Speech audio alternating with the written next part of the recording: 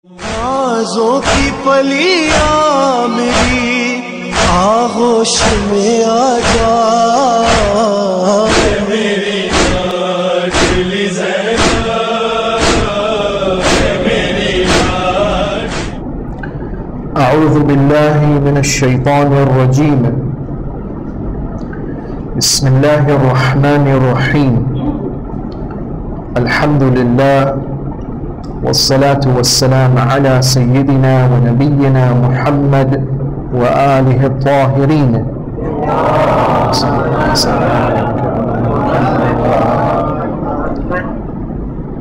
Respected scholars, elders, brothers and sisters, Assalamu alaikum wa rahmatullah.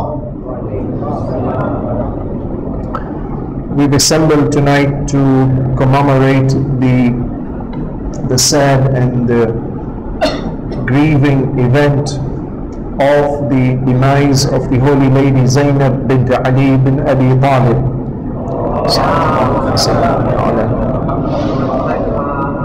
In the Quran, we are taught that we should take lessons for our guidance and for our journey to reach God and to know what are our duties in life and to know how to please God in different situations. We should take guidance even from women. In Surah Tahrim, chapter 66, ayah number 11, Allah says, وَضَرَبَ اللَّهُ مَثَلًا لِلَّذِينَ آمَنُوا. And Allah gives the example in a parable for the believing men and women. The example of a woman, امرأة فرعون, the wife of Fir'aun, إذ قالت رب ابني لي عندك بيتا في الجنة, when she prayed to Allah and said, O Lord, make for me an abode in Jannah, in your proximity. وَنَجِّنِي مِنْ فِرْعَوْنَ, and save me and rescue me from the evil leader Fir'aun, وَعَمَلِهِ, and his actions and his supporters. وَنَجِّنِي مِنَ الْقَوْمِ الظَّالِمِينَ. A woman who is pure in her thinking, who is righteous in her actions, who does not like injustice, who cannot live with injustice, but who does not have other choices available to her. The fact that internally she feels disgust for dhulm, she wants to dissociate herself from the zalim, but physically she cannot do anything more than that. She aspires to reach God by being firm in her faith and intention. She prays, Oh Allah, I will sacrifice everything I have, but I will not bow down in front of dhulm and zalim. Allah likes that. Allah likes it so much. He portrays her and displays her as the model for men to follow. Allow me to say therefore, if it's this principle that Allah loves, the Holy Lady Zainab salamullah alayha expressed the same to a higher degree. Not only did she not like dhulm, not only she did not bow down before dhulm, but because she had the means and the courage and the bravery, she stood up boldly against dhulm. And therefore, if Asiya is a model according to the Quran, so also the Holy Lady Zainab is also a model, number one. Number two, in the Quran also, in the case of the Holy Lady Maryam, in Surah Maryam chapter 19, ayah number 16, Allah says, وَاذْكُرْ فِي الْكِتَابِ Maryam. And O Prophet, mention the example, explain to them, remind them the example of the Holy Lady Maryam. إِذِ انْتَبَذَتْ مِنْ أَهْلِهَا مَكَانًا شَرْقِيًّا, when she isolated herself from her relatives and she went for devotion and ibadah to God in the eastern place, that is the Holy Temple in Jerusalem. If a woman is caught in a situation where, forget about the rest of the society, even her close relatives are not favoring or supporting her God-seeking activity. If she now feels that the best way to change the society is to serve God, to become the medium for raising the reformer in the next generation, she takes isolation and seclusion as the principle.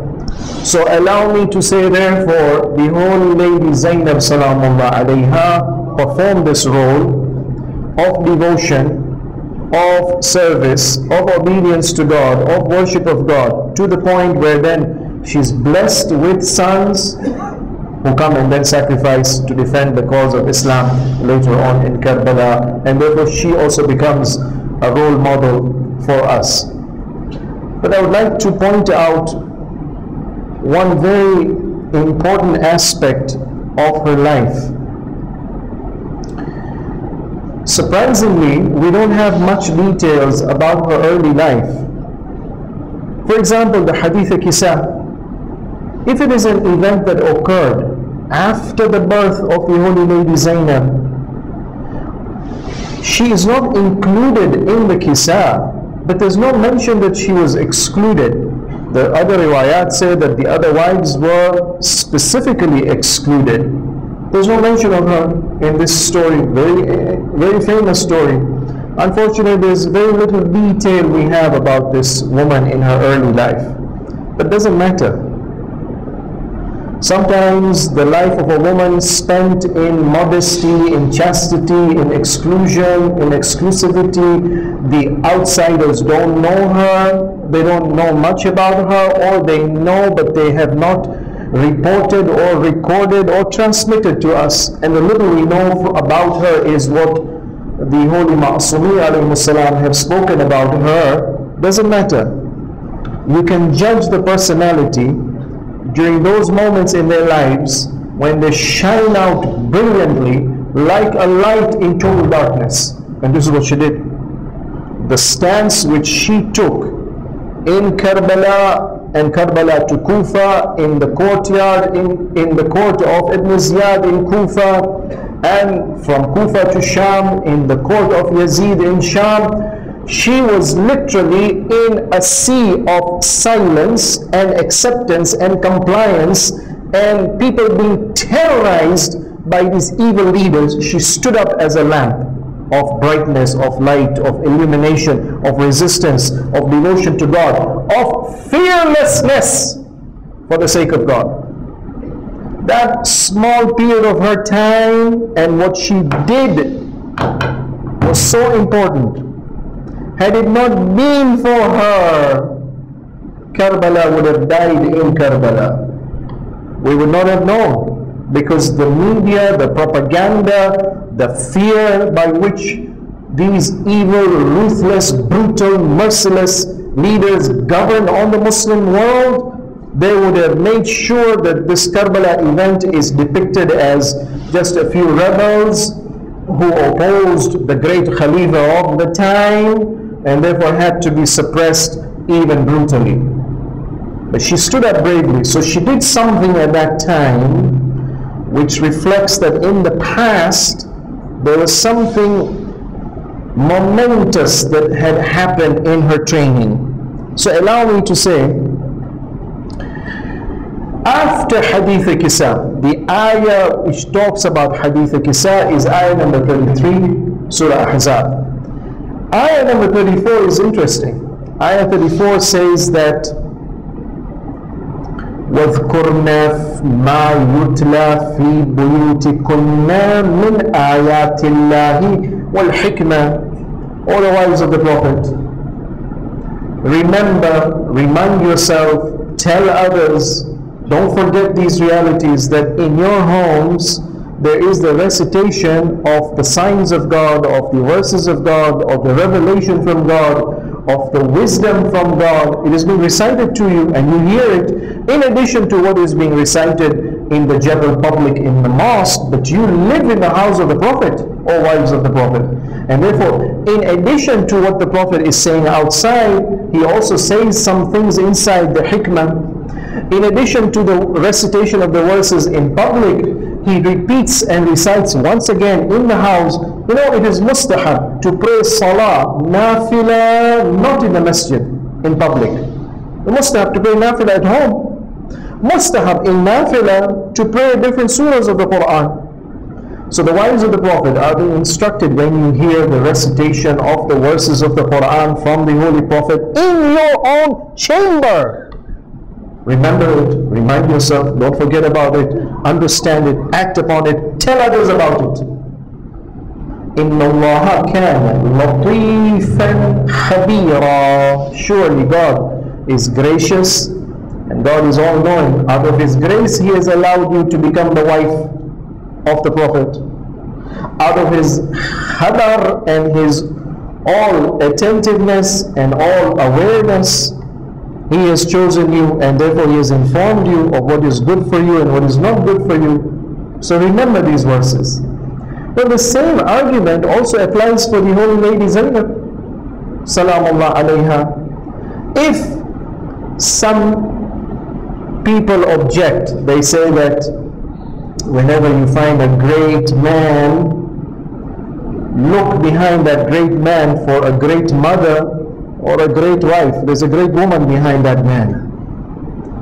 So then the flip side of this is, if there is a great woman, the feminist challenges find out how many great men are behind this great woman. Well, this ayah of the Quran says, yes, if there is a great woman, you will find great men behind her. The ayah says, وَاذْكُرْنَ مَا يُتْلَى فِي بُيُوتِكُنَّ. She was raised by the Holy Father, no, the Holy Grandfather for 5 years. She was born in the 6th year of Hijrah, or the 5th year of Hijrah. For 5 to 6 years she was in the presence of the grandfather, definitely the grandfather who had the habit after the Hadith Kisa event that they have been exclusively specified as the Ahlul Bayt, that the Prophet would come every time of prayer outside that house, would announce publicly, Assalamu alaikum, Ya Ahl Bayt al-Nubuwa, As-Salah, As-Salah, that the Prophet sallallahu alayhi wa alihi therefore would regularly, in the presence of the other companions, visit this holy house. Do you think when the holy lady Zainab is already alive and moving around, she would not jump up and go to the grandfather and greet him and meet him and talk to him, and the grandfather would not have shown reciprocal attention and mercy and love and guidance towards her? وَاذْكُرْنَ مَا يُتْلَى فِي بُيُوتِكُنَّ. And this was a household where we believe that, as we say in Ziyarat Jami'a Kabira, that Assalamu alaikum ya Ahl Bayt al-Nubuwa, and towards the end we say Sulalat al-Nabiyyin, Safwat al-Mursaleen, Itrat Khiyarati Rabbil Alameen, that you have the essence of all the past prophets. All that knowledge has been inherited by you, the Ahlul Bayt. You have the chosen, the privileged, the preferred, the excellence of all the virtues that the past prophets had, you have to the highest degree. The holy lady Zainab was raised in this sort of a household.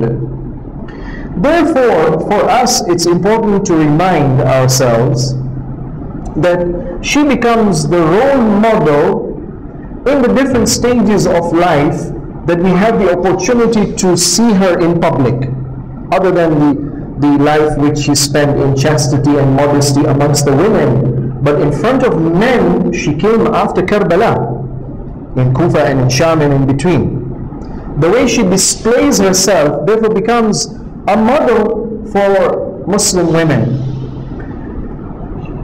I would like to point out problems that are occurring amongst Muslim men and women who don't realize that the role that Islam has designated for the man, the husband, and for the wife, the woman, that role has some hikmah in it. If we don't accept that hikmah and we think we know better, then there is disaster waiting for us. in the Western world, the feminist movement say that no, women are being oppressed, they are being suppressed, they need freedom. Whatever a man can do, they say, I can also do. I'm wearing my high heels. Oh. The two usul al-din, if I can call them usul, the usul al-din of feminism.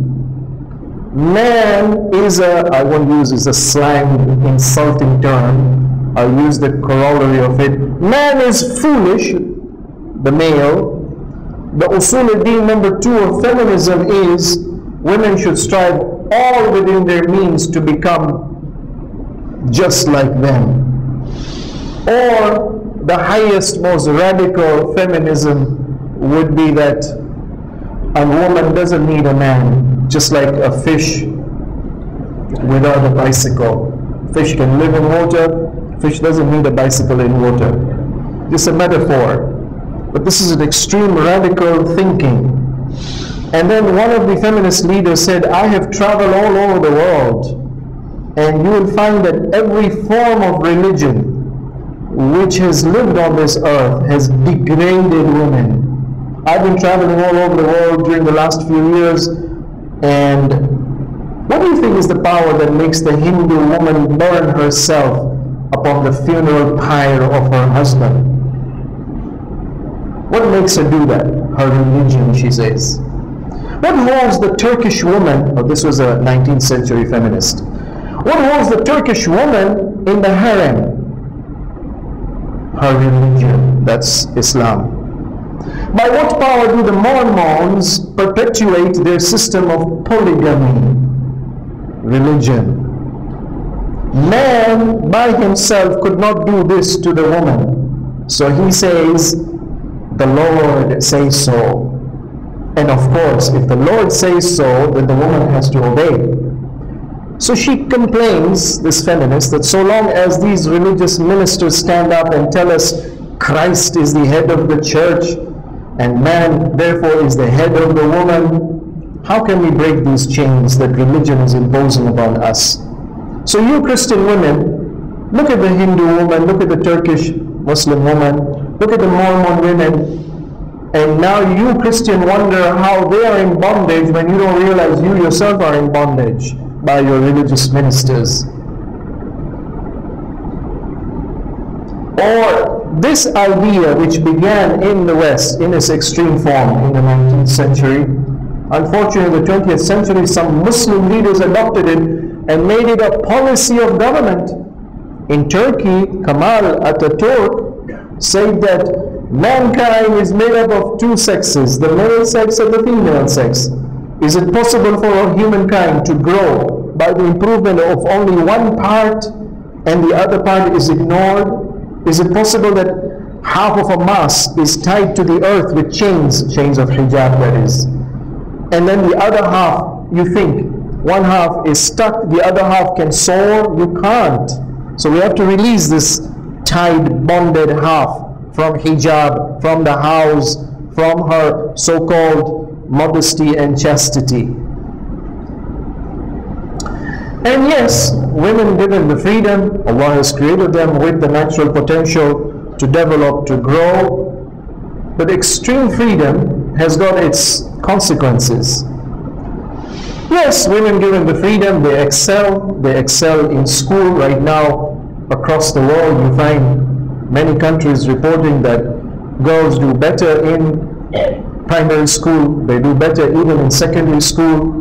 Now they're doing even better in the university. They're taking over the workforce. Male-dominated careers are being now penetrated by women. In fact, women are beginning to earn, if not equal, sometimes more than their husbands.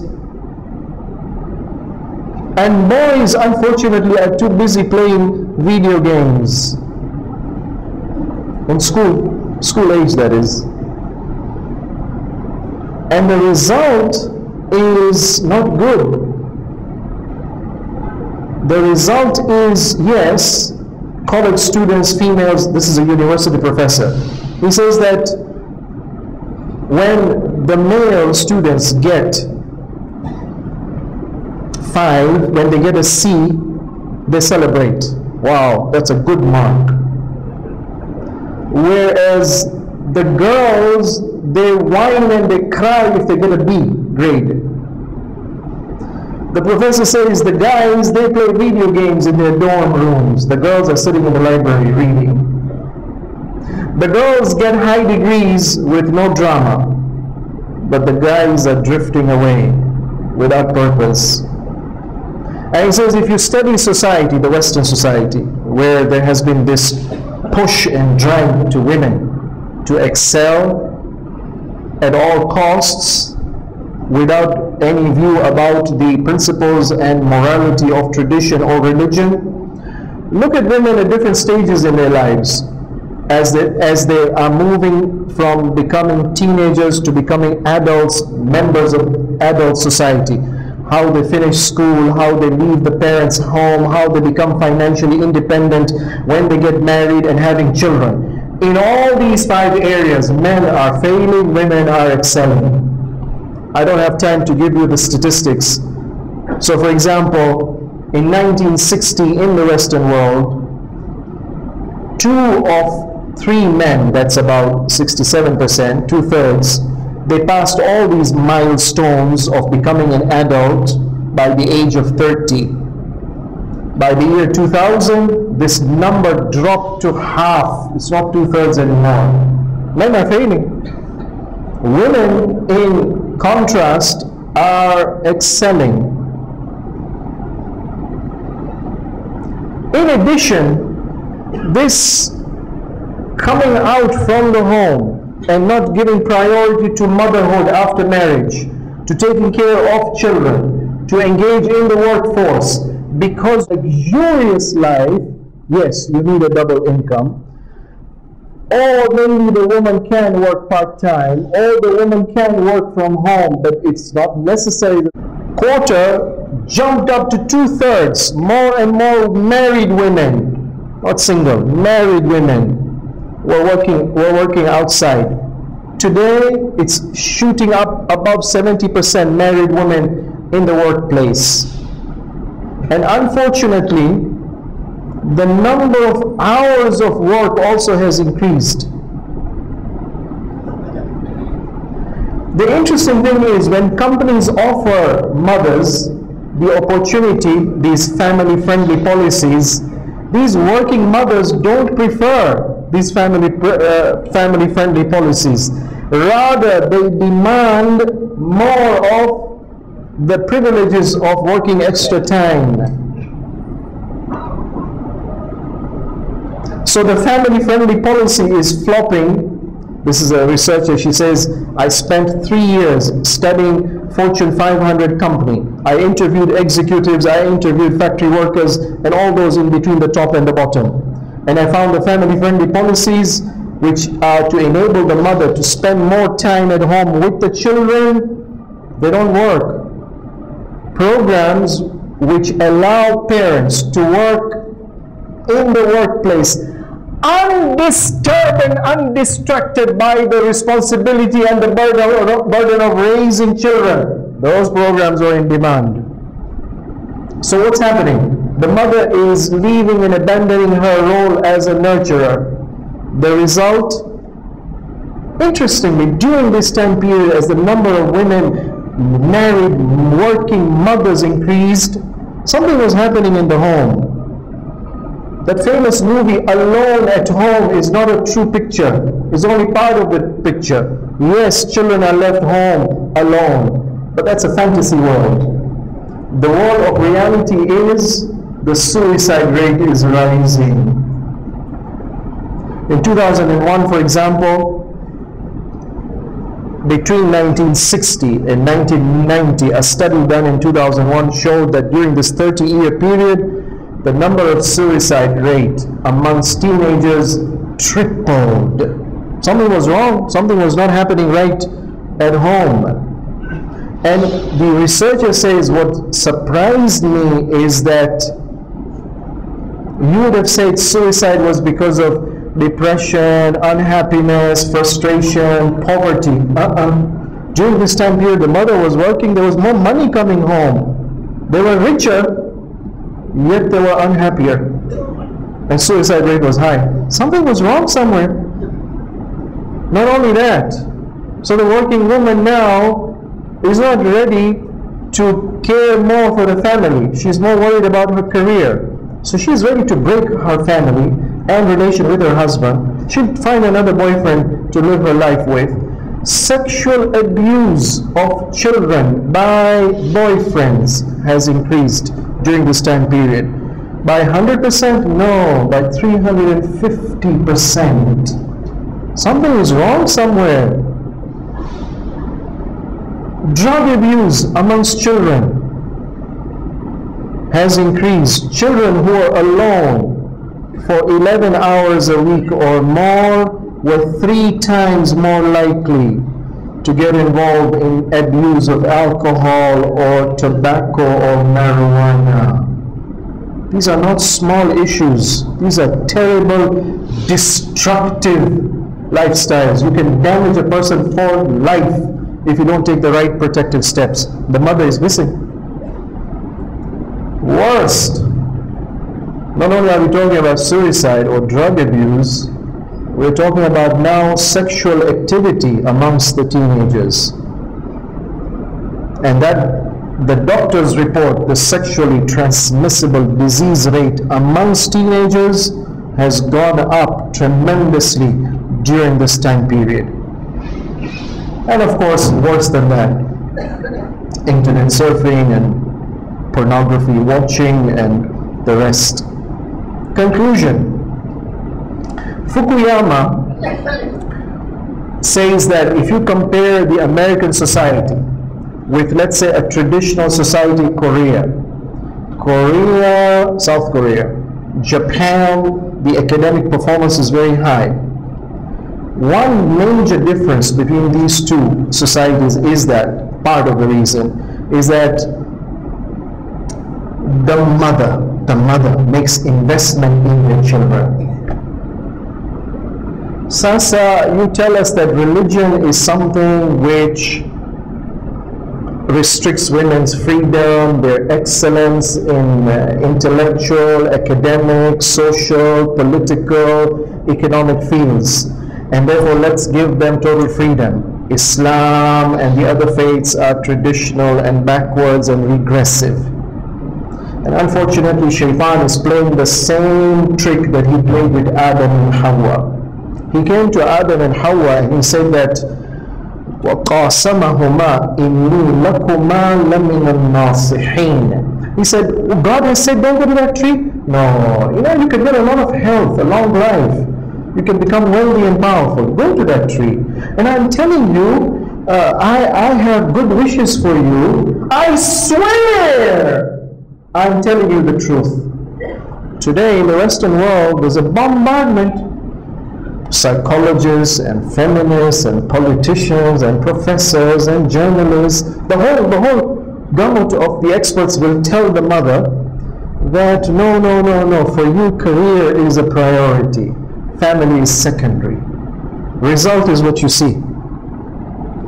I would like to say the holy lady Zainab is one single lady who answers all these wrong allegations being made against Islam. Education, عالمة غير معلمة, فاهمة غير مفهمة. She grew up in a house which was surrounded with educationalists.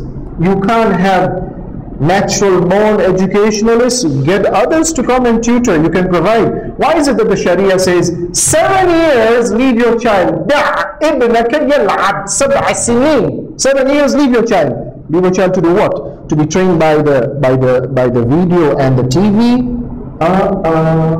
No. The child in the first 7 years of life is like a sponge. You don't give instructions, do this and don't do this, this is good and this is bad. The child hasn't yet developed the intellectual capacity to be able to distinguish right from wrong. But he's a sponge.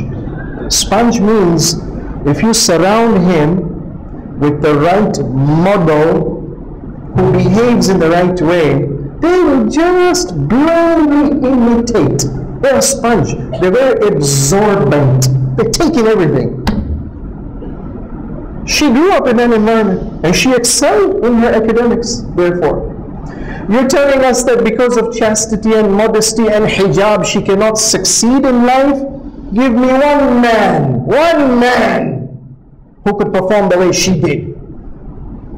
Yes, Imam Zainul Abidin alayhi salam could have done it and should have done it, but the circumstances were such that his life had to be protected. Every able-bodied male was going to be targeted by the ruthless, merciless, brutal leaders of that time.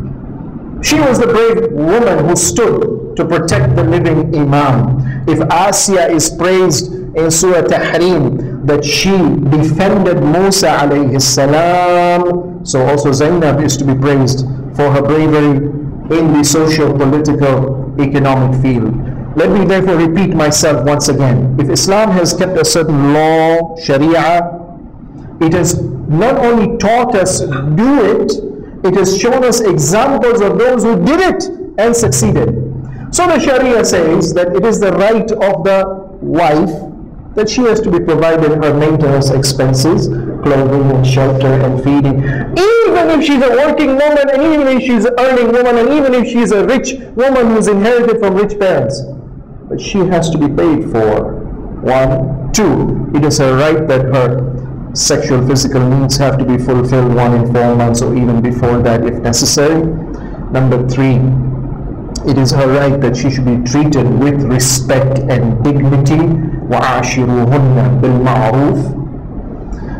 Unless of course she disobeys, and she should not be asked, it is not the right of the husband to expect from her and to ask her and to demand from her to do domestic duties of cleaning and cooking. No, she can get a maid to do that. Yes, it is good for her to do it, but not wajib. It's her right. And it is her right that she should not be abandoned and the husband ignores her totally and goes for another mistress. But in return, it is the right of the husband that she should be available to respond to his needs. The riwayah says, وَلَوْ عَلَى ظَهْرِ قَتْبٍ, in whatever circumstance.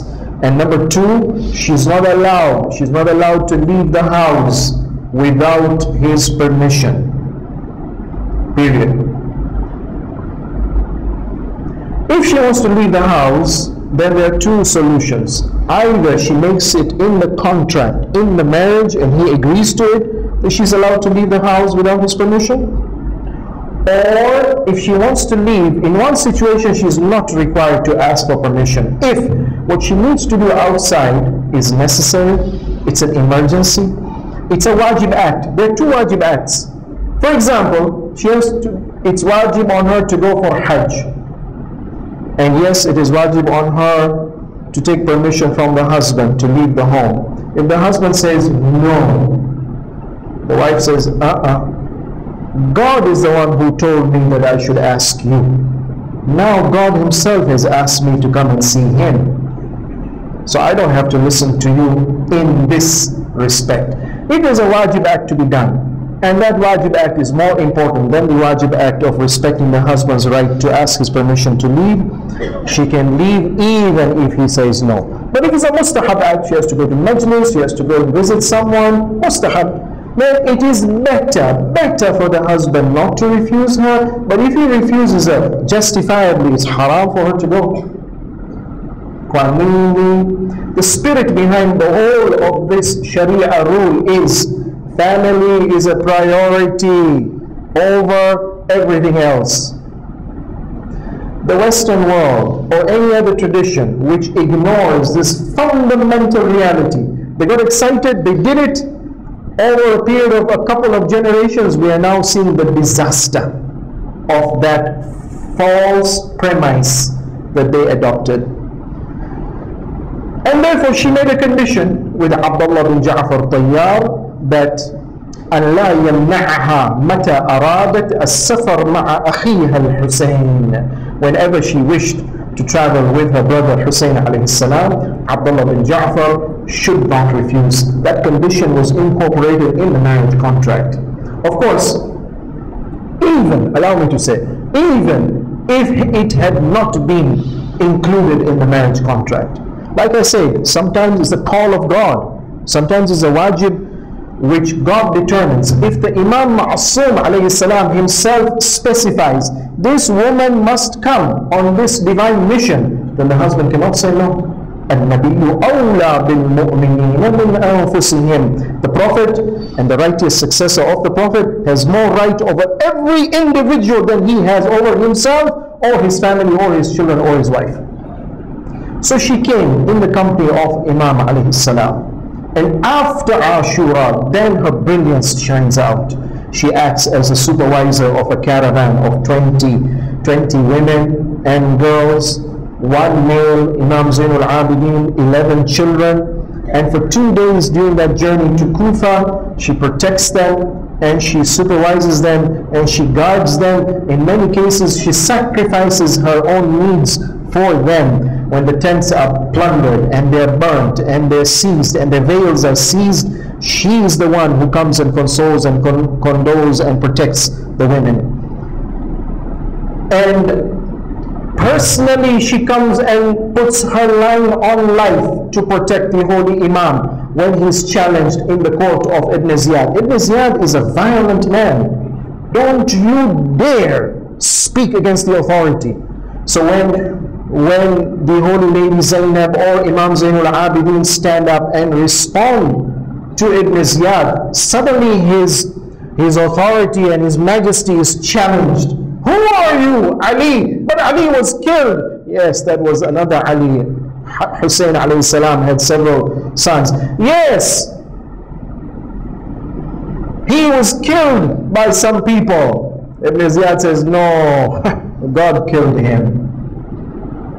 And Imam alayhi salam replies in an ayah from the Quran. And in that meeting there were ashab of the Prophet sallallahu alayhi wa sitting. There were Muslims who used to attend the mosque and read the masjid. There were the Qurra of Kufa. They could not deny this ayah. The ayah which says that yes, Allah decrees death when the time of death comes. But if the death is caused by dhulm, then the zalim is responsible for that. Ibn Ziyad then says, how dare you reply me? Arrest him and get him killed. That's the time when she stands up to defend. He says, you will kill me first before you touch him. That is a brave stance by a woman in a society where everybody was terrorized. They were cowed down to silence. And she stood up. And finally, in the court of Yazid, she confronts Yazid also.